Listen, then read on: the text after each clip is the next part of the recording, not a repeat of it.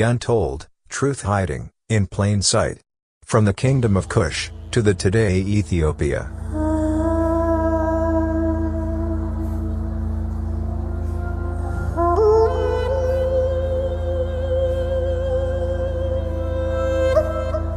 One the largest ethnic group in East Africa today, they existed as a community of people for thousands of years in East Africa.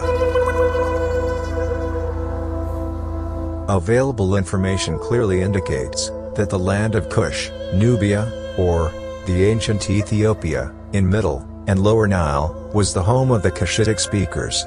It's from there that they subsequently dispersed and became differentiated into separate linguistic and cultural groups.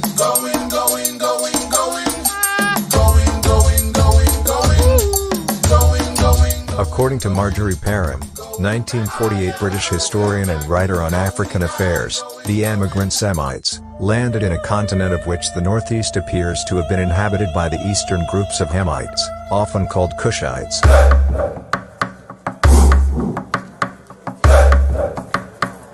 The various Cushitic nations, inhabiting Northeast and East Africa today, are the result of this dispersion and differentiation.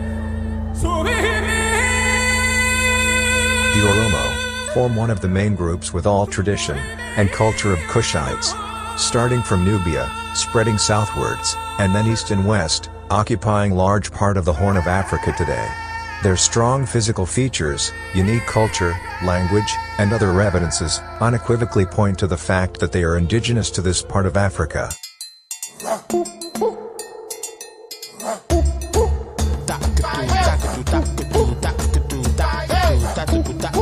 Many historians have clearly mentioned that the ancient Egypt land Black Kmt or Kemet was stolen from native African peoples, or the ancient Oromo ethnic group.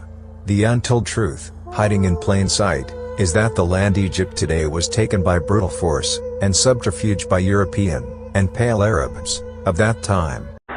So Egypt has a very long and an interesting history, but the Oromo's land really is Egypt. Egypt is the Oromo's land.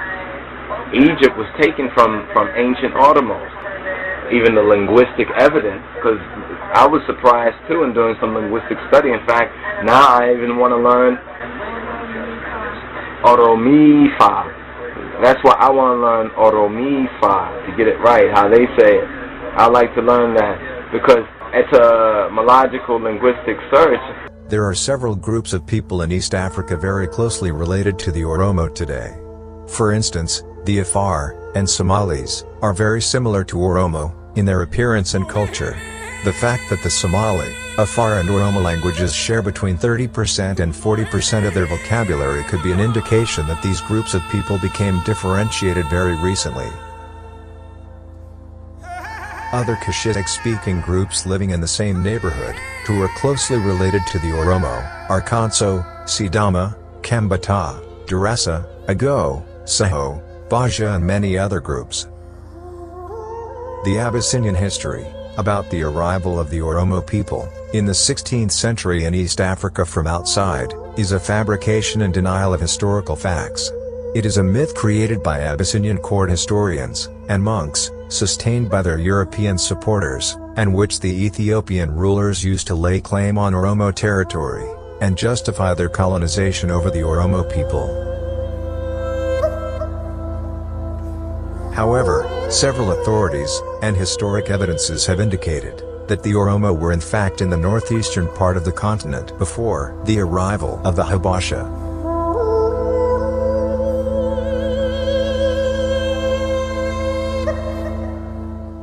This short documentary is brought to you by Isaac Mo from Bultoon Media.